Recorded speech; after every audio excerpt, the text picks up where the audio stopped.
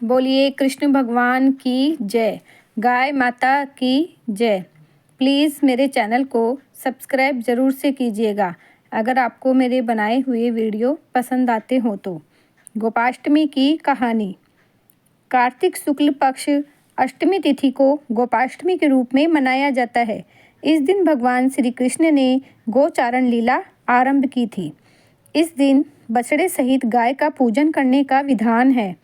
इस दिन प्रातःकाल उठकर नित्य कर्म से निवृत्त हो स्नान करते हैं। प्रातःकाल ही गौ और उनके बछड़ों को भी स्नान कराया जाता है।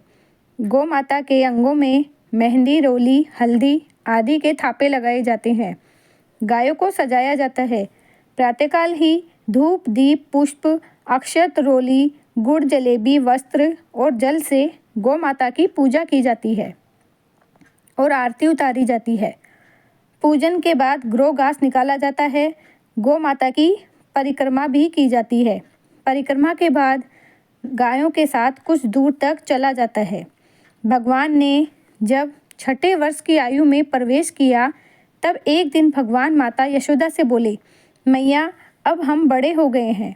मैया यशोदा बोली, अच्छा लल्ला, अब तुम बड़े हो गए हो तो बताओ अब क्या करें।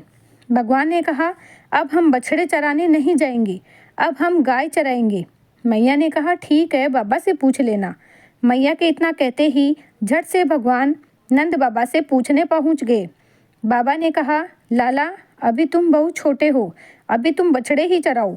भगवान ने कहा, बाबा अब मैं बछड़े नहीं गाय ही चराऊंगा। जब भगवान नहीं माने तब बाबा बोले, ठीक है लल्ला, तुम पंडित जी को बुला लाओ, वह गोचारण का मुहूर्त देखकर बता देंगे। बाबा की बात सुनकर भगवान झट से पंडित जी के पास पहुँचे और बोले, पंडित जी आपको बाबा ने बुलाया है, गोचारण का मुहूर्त देखना है। आप आज ही का मुहूर्त बता देना, मैं आपको बहुत सारा माखन दूंगा। पंडित जी नंद बाबा के पास पहुँचे और बार बार पंचांग देखकर गणना करने लगे। तब नंद बाबा ने पूछा, पंडित जी क्या बात है, आप बार बार क्या गिन रहे हैं। पंडित जी बोले, क्या बताएं नंद बाबा जी, केवल आज का ही मुहूर्त निकल रहा है, इसके बाद तो 1 वर्ष तक कोई मुहूर्त नहीं है। पंडित जी की बात सुनकर नंद बाबा ने भगवान को गोचारण की स्वीकृति दे दी। भगवान जो समय कोई कार्य करे वही शुभ मुहूर्त बन जाता है। उसी दिन भगवान ने गोचारण आरंभ किया और वह शुभ तिथि थी कार्तिक मास में शुक्ल पक्ष अष्टमी। भगवान के गोचारण आरंभ करने के कारण यह तिथि गोपाष्टमी कहलाई। माता यशोदा ने अपने लल्ला के श्रृंगार किया और जैसे ही पैरों में जूतियां पहनाने लगी तो लल्ला ने मना कर दिया और बोले, मैया यदि मेरी गोएं जूते नहीं पहनती तो मैं कैसे पहन सकता हूँ। यदि पहना सकती हो तो उन सभी गायों को भी जूतियाँ पहना दो।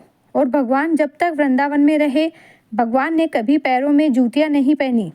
आगे आगे गाय और उनके पीछे बांसुरी बजाते भगवान, उनके पीछे बलराम और श्री कृष्ण के यश का गान करते हुए ग्वाल गोपाल, इस प्रकार से विहार करते हुए भगवान ने उस वन में प्रवेश किया।